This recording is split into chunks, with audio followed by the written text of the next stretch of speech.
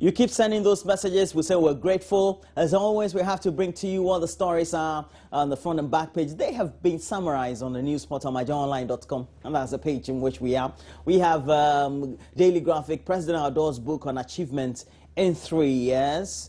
According to the report, it was captured or live on the media, or I think a playback, I should say. Engineers and planners denies involvement in American contract. We have NDC retains a Menfi West seat. Casa Preco inaugurates water soft drink plant, and we go up. The BNFT has a story, era of cheaper over current tariffs not cost reflective, according to Prime Minister. And so we just have to brace up for a lot more of the tariffs. And we also have GIFEC targets more fishermen.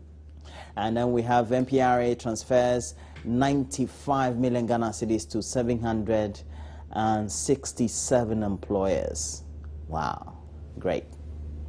Daily Guide has a story. American contract jumps to $600 million. NDC mob chases minister. Vodafone staff killer nabbed. And we're told that the gentleman is an 18-year-old. Finder has a story. More rot exposing Amerideal as a variable charge of $45.3 million jumps to $83 million. GOP Dampare pledges, that's should be COP, should be Commissioner of Police, Dampare, and it's not Dampare, it's Dampare, pledges incident-free Christmas, and police arrest killer of Vodafone marketing officer and trust in electoral processes to deepen democracy, according to Speaker. Okay, so those are the stories we have. Now let's look substantively at the main page and see whether we can get some stories from there. We have Javier Hernandez reveals how Louis van Gaal prompted his Manchester United exit. Many of the players, when they're leaving the teams, is always because of their coaches. And Atake and the psychopathic defense of guilt and shame. We'll see how that goes. One magistrate lawyers fume over unannounced reallocation of court premises. It should be relocation. And we have NDC retains a Menfi West seat in crucial by-election.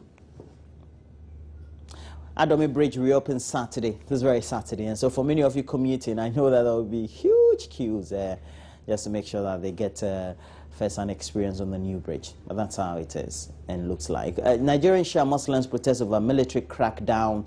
And beware, Kumasi Arms Hall may have been intended for election 2016. Any tells police. And so we have to click on this very story. Let's read a little bit of it before we go to the other news portals. You go up, it reads as follows. A security expert with the Kofi Annan International Peacekeeping Training Center says weapons recently hauled by the Ashanti Region Police may have been brought into the country for the 2016 elections. Dr. Kwesi Enin is convinced the story about the weapons being transported to Burkina Faso can only be diversionary. That is, 3 Ghanaians and 1 Burkinabe were arrested at Alaba, a suburb of Kumasi, over the weekend with 10 G3s, pump machine guns. We have 11 AK-47s and bolts of an MI6. It's an anti-aircraft gun or missile system, and which can also be used to shoot down planes at short distances. And the guns were reportedly said to be heading to Burkina Faso. All these weapons are serviceable, meaning they can be maintained by the average person. It is the biggest arms haul or cache by the Ashanti Region Police so far, according to the report. We go up, you get to see vividly what the pictures are yesterday and throughout the rest of the news day. On Tuesday, we gave you vivid pictures as to what really the situation is following those very arrests by the Ashanti Region Police. Okay, so now let's go to CTFM. We have other stories. Eric Afo retains a Menfi West seat for NDC. Mahama Charles' enviable achievement. Stop suspensions in NPP form campaign team, according to one of the founding members, Kwame Pienim. And we also have Vodafone marketing officers killer nabbed. 30-year-old man who lost his life tragically some few weeks ago. Very tragic incident. Adome Bridge to reopen this very weekend. We have also Sota and Abunya. Next stop for City FM's help a Christmas Child project and other stories. On the BBC, we go to the Africa page, as always. So we bring in Nigeria's Shia's protests over crackdown. We have to click the story, read.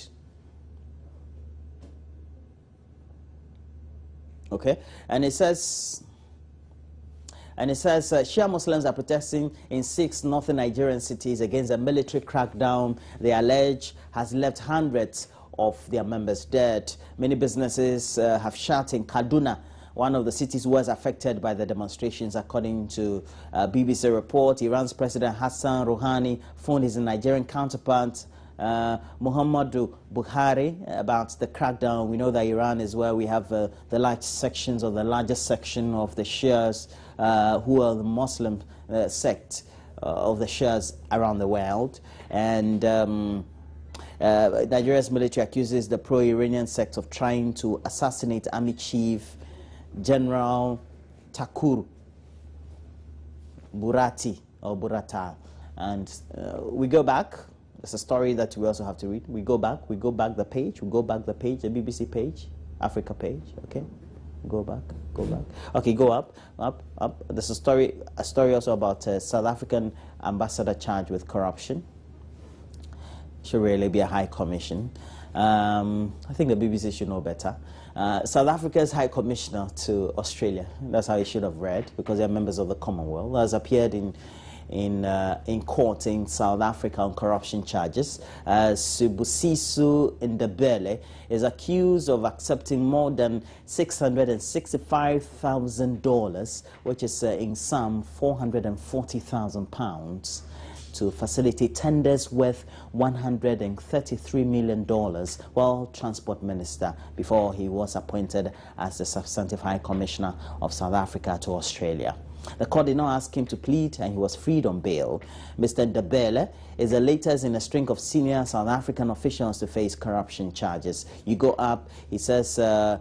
Ndebele was freed on $670 bail by a magistrate at the Commercial Crimes Court in KwaZulu-Natal province.